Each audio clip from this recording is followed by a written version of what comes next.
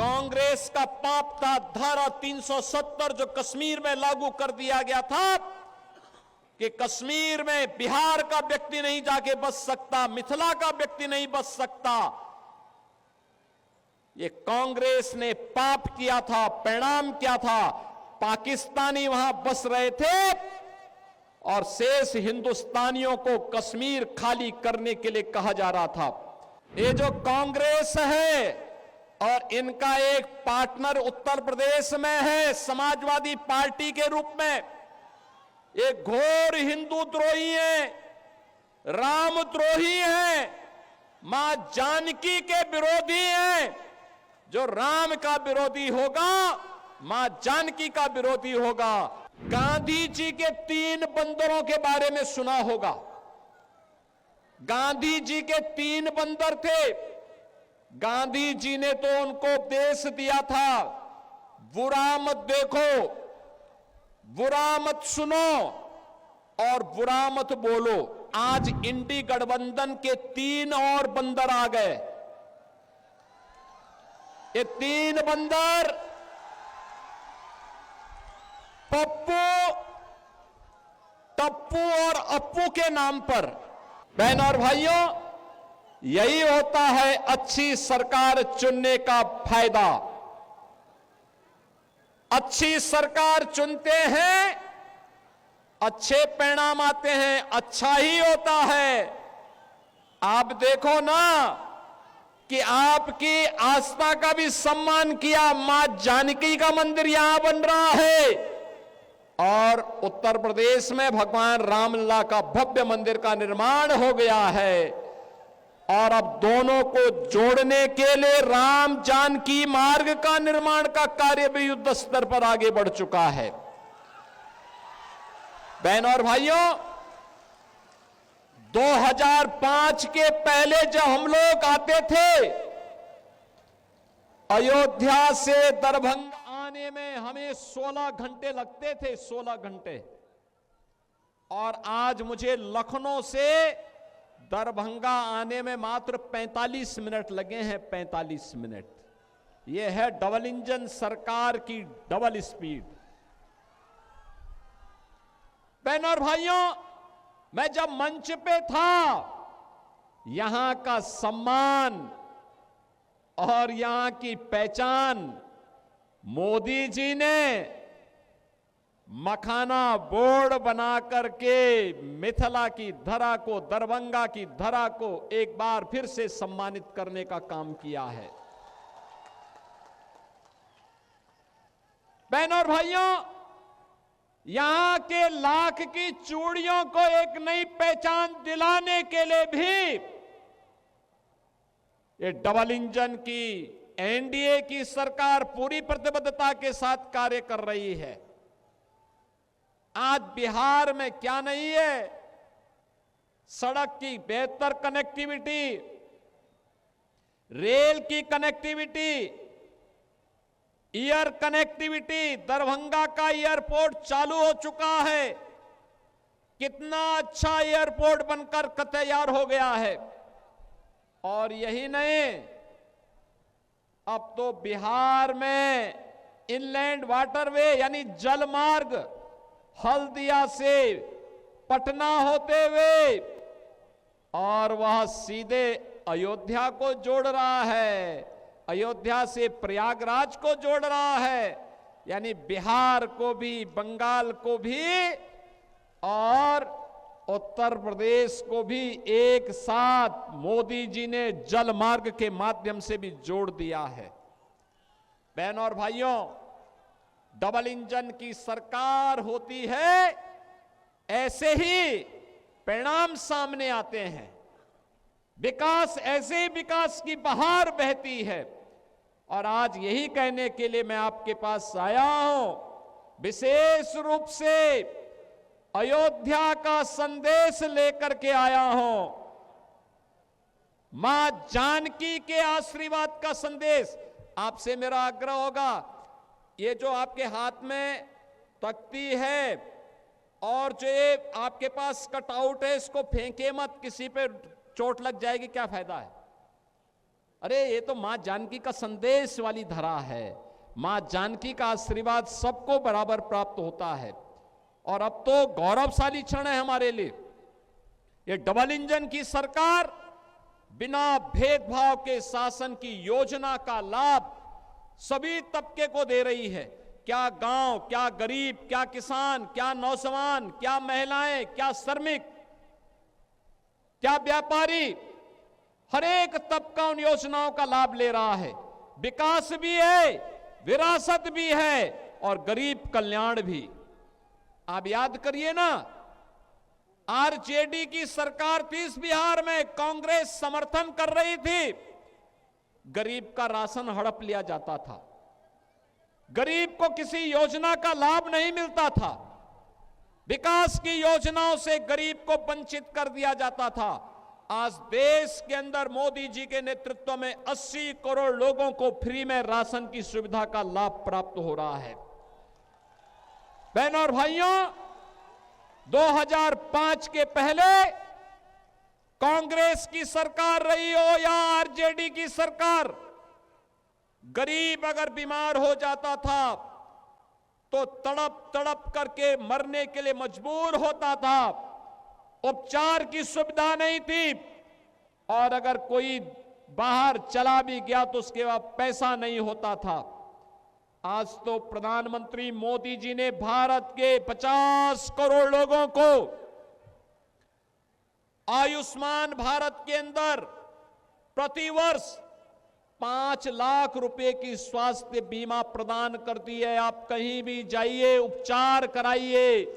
70 वर्ष से ऊपर का कोई भी व्यक्ति अपना उपचार करा सकता है। बहनों और भाइयों, नारी गरिमा के प्रतीक हर घर में शौचालय स्वच्छता का भी मानक बना है, बहन बेटियों के सम्मान का प्रतीक भी बना है। और यही नहीं, हर गरीब के सिर को ढकने के लिए छत मिलेगी, यह अभी मोदी जी ने डबल इंजन की सरकार ने करके दिखा दिया है।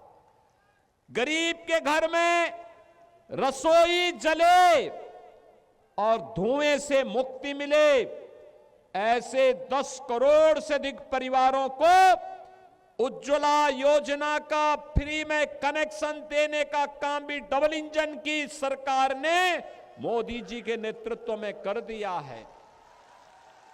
आज बिहार का नौजवान रोजगार प्राप्त कर रहा है। बहनों और भाइयों, अन्नदाता किसान को प्रधानमंत्री किसान सम्मान निधि का लाभ प्राप्त हो रहा है। समाज के हर तबके को बिना भेदभाव के शासन की योजना के साथ जोड़ा जा रहा है। मैं तो आज आपसे कहने के लिए आया हूं, बहनों और भाइयों, भारतीय जनता पार्टी के हमारे कार्यकर्ता नारा लगाया करते थे। शिवकुमार देव नारायण यादव जी जब मंत्री थे तब नारा लगता था, जहां हुए शहीद मुखर्जी वह कश्मीर हमारा है। ये कश्मीर को विवादित किसने किया? ये कांग्रेस ने किया। ये कांग्रेस ने किया है। और आज कश्मीर को आतंकवाद और उग्रवाद के दंश से मुक्त कराने का काम किया है मोदी जी ने और गृह मंत्री अमित शाह जी ने। आज मैं प्रातःकाल एक अखबार पढ़ रहा था और अखबार पढ़ते पढ़ते मेरी नजर एक समाचार पे पड़ी।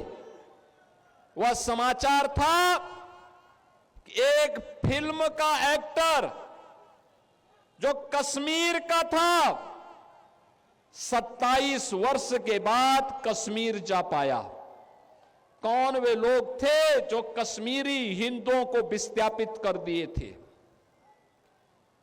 ऐसी कौन सी नौबत आई थी कि कश्मीर घाटी हिंदू विहीन हो गई? ये कांग्रेस का पाप था। धारा 370 जो कश्मीर में लागू कर दिया गया था कि कश्मीर में बिहार का व्यक्ति नहीं जाके बच सकता, मिथिला का व्यक्ति नहीं बच सकता। ये कांग्रेस ने पाप किया था। परिणाम क्या था? पाकिस्तानी वहां बस रहे थे और शेष हिंदुस्तानियों को कश्मीर खाली करने के लिए कहा जा रहा था। मोदी जी आए, धारा 370 समाप्त हुई। आज कश्मीर में मिथिला का व्यक्ति भी और बिहार का व्यक्ति भी समान रूप से जाकर के बस सकता है। यह अधिकार मोदी जी ने दिया है। बहनों और भाइयों, मैं तो आपसे कहने के लिए आया हूं, ये जो आरजेडी है, ये जो कांग्रेस है और इनका एक पार्टनर उत्तर प्रदेश में है समाजवादी पार्टी के रूप में, ये घोर हिंदू द्रोही है, राम द्रोही है, मां जानकी के विरोधी हैं। जो राम का विरोधी होगा, मां जानकी का विरोधी होगा, हमारा भी विरोधी होगा। आप याद करिए, ये कांग्रेस है जिसने कहा था राम हुए ही नहीं, भगवान राम और मां जानकी के अस्तित्व पर इन्होंने प्रश्न खड़ा किया था। ये परम पिता परमेश्वर की साक्षात प्रतिमूर्ति है राम और जानकी। उनके अस्तित्व पर प्रश्न खड़ा करके हमारी आस्था के साथ कांग्रेस ने खिलवाड़ किया था। सुप्रीम कोर्ट में इन्होंने एफिडेविट दिया। बहनों और भाइयों, एक और इनके द्वारा सुप्रीम कोर्ट में दिया गया एफिडेविट और दूसरी तरफ अयोध्या में राम मंदिर के रथ को रोकने का काम किया, करने का पाप किया था आरजेडी ने। इसी बिहार की धरती पर दंगों की आग में झोंकने का काम किया था और समाजवादी पार्टी ने अयोध्या में राम भक्तों पर गोलियां चला करके पूरी अयोध्या को लहूलुहान करने का पाप किया था। बहनों और भाइयों, आपने गांधी जी के 3 बंदरों के बारे में सुना होगा। गांधी जी के 3 बंदर थे। गांधी जी ने तो उनको उपदेश दिया था, बुरा मत देखो, बुरा मत सुनो और बुरा मत बोलो। लेकिन आज इंडी गठबंधन के 3 और बंदर आ गए। ये 3 बंदर पप्पू, टप्पू और अप्पू के नाम पर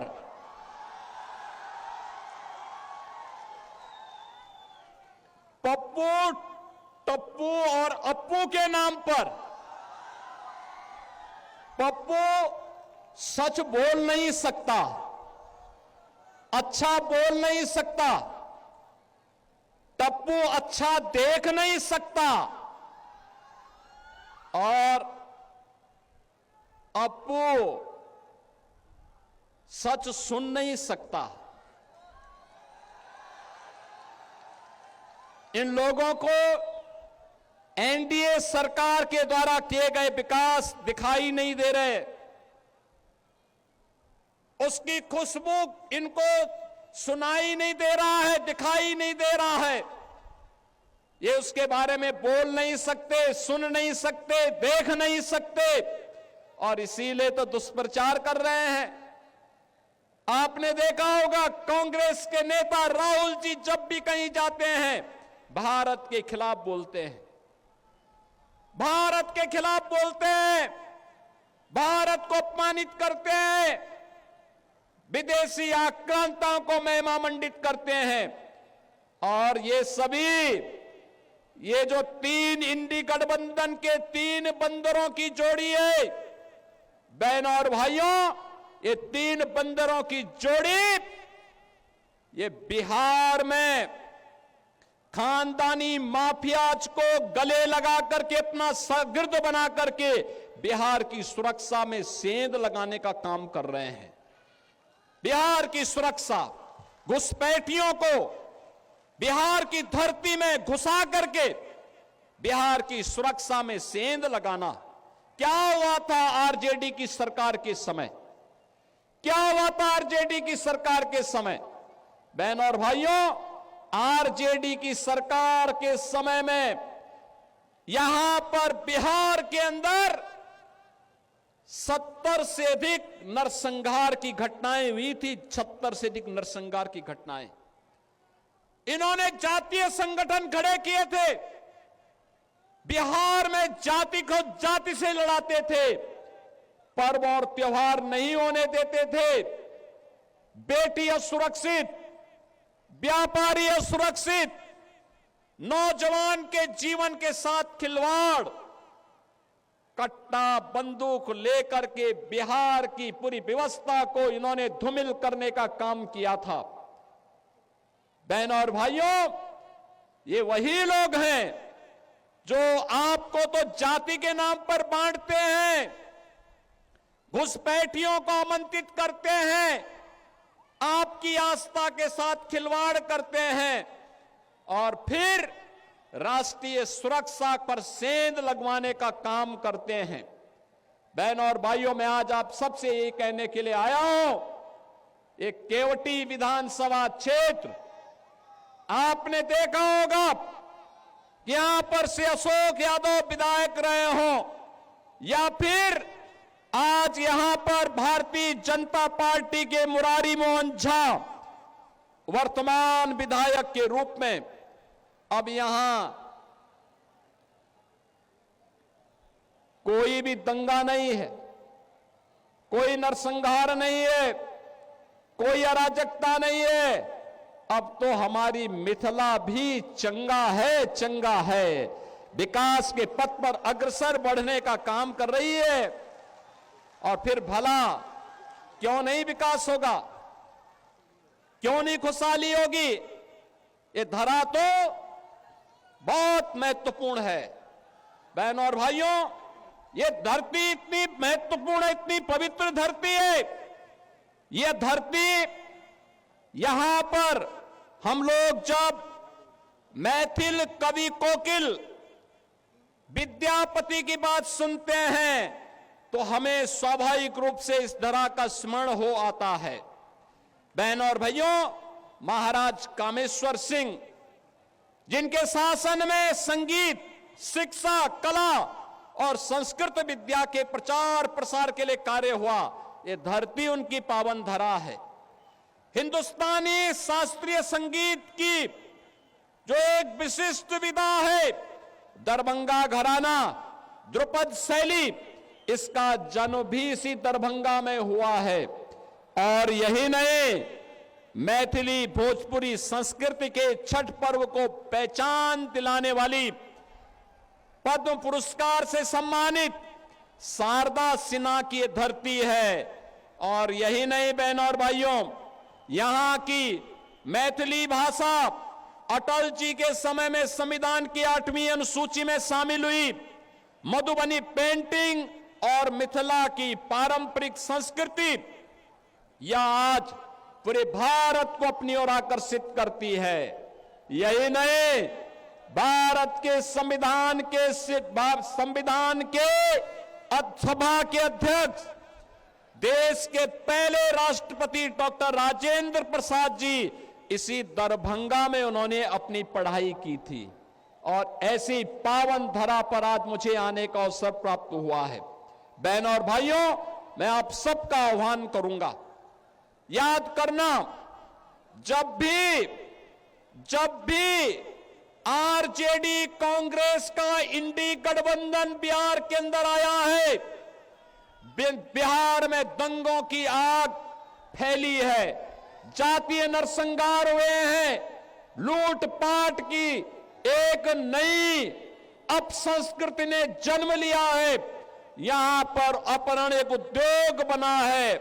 लेकिन अब हम अपने बिहार में इस प्रकार की अराजकता को फिर कभी नहीं आने देंगे। और इसके लिए मैं मिथिला के वासियों का आह्वान करने के लिए आया हूं, अयोध्या का संदेशा लेकर के आया हूं। और संदेशा यही है कि एनडीए की सरकार फिर से बिहार के अंदर आनी चाहिए। नीतीश जी के नेतृत्व में फिर से बिहार के अंदर एनडीए की सरकार बने। हमें घुसपैठ नहीं होने देनी है, घुसपैठियों को नहीं आने देना है। जैसे कश्मीर में धारा 370 को समाप्त करके कश्मीर में पाकिस्तानी तत्वों को मार मार करके खदेड़ करके बाहर किया गया है, ऐसे ही हम अपने सीमावर्ती क्षेत्रों में घुसपैठियों को निकाल निकाल करके बाहर करके और जो भी आपराधिक गतिविधियों में लिप्त होगा उसकी संपत्ति को जब्त करवा करके गरीबों में बंटवाने का काम भी करने का काम एनडीए की सरकार करेगी। बहनों और भाइयों, मैं तो आपसे ही कहने के लिए आया हूं, यही अंतर है आरजेडी और कांग्रेस में और एनडीए में। एनडीए सुशासन की बात करती है और करके दिखाती है, एनडीए विकास का कार्य करती है, एनडीए विरासत का सम्मान करती है, एनडीए बहन बेटियों की सुरक्षा, नौजवान के लिए रोजगार, किसान के लिए सम्मान निधि, श्रमिकों के सम्मान का कार्य और उनके स्किल डेवलपमेंट का कार्य करती है। तो आरजेडी और कांग्रेस के लोग अपहरण को उद्योग बनाते हैं, पेशेवर माफिया को अपना शागिर्द बनाते हैं और इसीलिए तो इन पेशेवर माफियाओं को उपचार हम लोगों ने निकाला है उत्तर प्रदेश में इनकी छाती में बुलडोजर चला करके। आज उत्तर प्रदेश माफिया विहीन हो चुका है।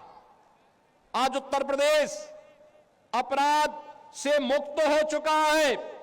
आज उत्तर प्रदेश में न दंगा है और न ही कोई अपराध। यूपी में अब सब है चंगा, यूपी में कोई समस्या नहीं। पर्व और त्योहार के पहले कोई दंगा नहीं होता है, क्योंकि दंगाई को मालूम है दंगा करेगा तो जो उसने लूटा है वह तो जाएगा ही जाएगा। अगर खानदान ने कहीं से कुछ कमाया है वह भी सब जाएगा और गरीबों के लिए फिर आवास बना करके सरकार उन गरीबों को देने का काम कर देगी। बहनों और भाइयों, यहां पर आप फिर से एनडीए के प्रत्याशी श्री मदन मुरारी झा को विजयी बनाइए। किसी भी ऐसे तत्व को मत घुसने दीजिए जो घुसपैठियों को प्रश्रय दे, अराजकता को जन्म दे, पर्व और त्योहारों में मिथिला की संस्कृति को अपमानित करने का काम करे, पर्व और त्योहारों के पहले दंगा कराने का काम करे। जो विकास में बैरियर है उसको पनपने नहीं देना है। और यही कहने के लिए आज मैं आपके पास आया हूं, हमें फिर से अयोध्या और मिथिला को जोड़ करके राम राज्य की अवधारणा को साकार करने की दिशा में आगे बढ़ना है। और राम राज्य की अवधारणा ये तभी आएगी जब बिहार में एनडीए की सरकार आएगी। ये राम राज्य बिहार के लिए, आत्मनिर्भर बिहार के लिए, समृद्ध बिहार के लिए, विकसित बिहार के लिए यह अत्यंत महत्वपूर्ण है। और यह केवल और केवल तभी होगा जब एनडीए विजयी होगा। एनडीए विजयी होगा, बिहार विजयी होगा। एनडीए की विजय बिहार की विजय के साथ जोड़ करके देखना होगा। और इसके लिए बहनों और भाइयों, बटेंगे नहीं, कटेंगे भी नहीं। याद करना, बंटे थे तो कटे थे, बटेंगे नहीं तो कटेंगे नहीं। एक रहेंगे तो सेफ भी रहेंगे। और एकजुट होकर के एनडीए के प्रत्याशी भारतीय जनता पार्टी के श्री मुरारी मोहन झा को भारी बहुमत से विजयी बना करके भेजना है। बना के भेजेंगे, विजयी बना के भेजेंगे। मुरारी मोहन झा विजयी बनकर के जाएंगे। अशोक जी आप भी आइए, है ना दोनों लोग। माला आप पहनाइए, पहनाई पहनाई, हाँ पहनो। यहां के सांसद विजयी माला पहना रहे हैं आपकी तरफ से। सहमत है ना? सभी लोग सहमत हैं? तो फिर जहां तक मेरे आवाज जा रही है दोनों हाथ ला करके आशीर्वाद दीजिए मुरारी मोहन झा को। जहां तक मेरी आवाज जा रही है, सड़क के उस पार भी इस पार भी, ये सड़क में भी जितने लोग खड़े हैं, आप लोगों से मेरा आग्रह होगा दोनों हाथ ला करके भारतीय जनता पार्टी के प्रत्याशी को अपना आशीर्वाद दीजिए। इधर भी सारे लोग जितने भी हैं, सभी लोग, कि बटेंगे नहीं, कटेंगे भी नहीं। न बटेंगे और न कटेंगे। हम तो एनडीए को विजयी बना करके बिहार को समृद्ध बनाएंगे। मेरे साथ बोलेंगे जय श्री राम, जय जय श्री राम, जय जय श्री राम।